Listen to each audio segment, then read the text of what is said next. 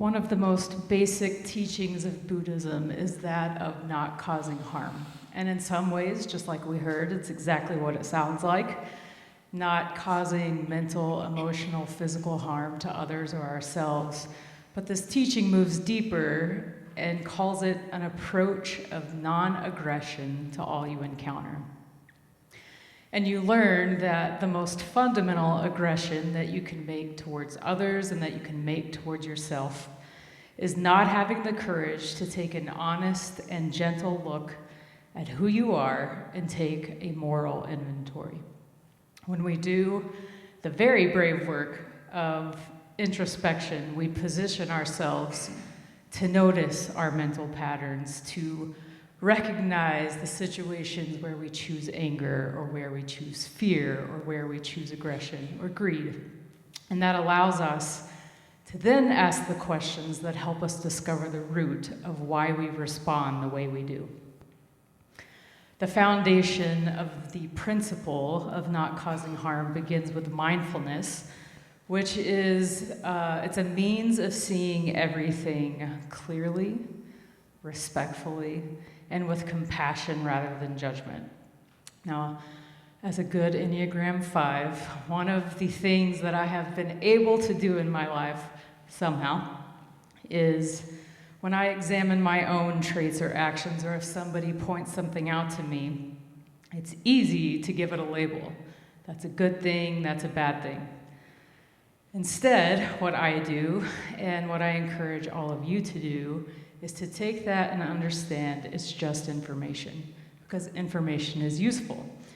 And you can then use that information to interrupt those automatic responses, those automatic reactions, and instead work towards building new, healthier responses.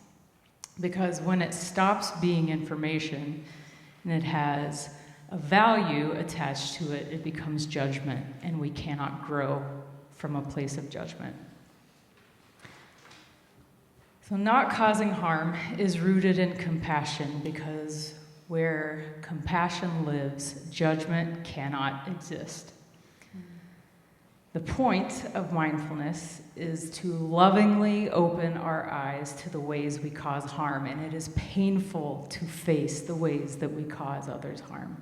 And that's exactly why taking this introspection and this look at yourself, it requires compassion, because it does create a sense of pain when we realize how we cause harm. And the point is, it is not to shame ourselves into change, because spoiler alert, it never works. It is instead to love ourselves into change.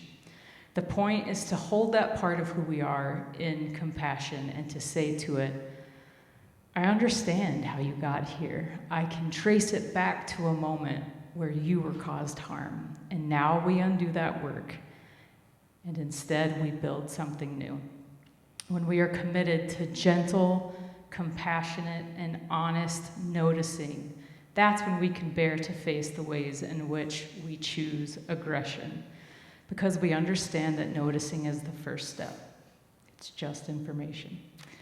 One that leads us to refusing to act on our feelings in a typical way. We pause, and that pause creates space for a new reaction.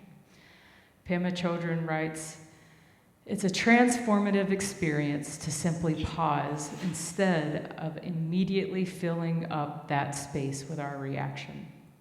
And then by waiting, we refuse to cause harm. And the spaciousness of that pause, compassion and honesty help us establish a new way to respond, a new way to be.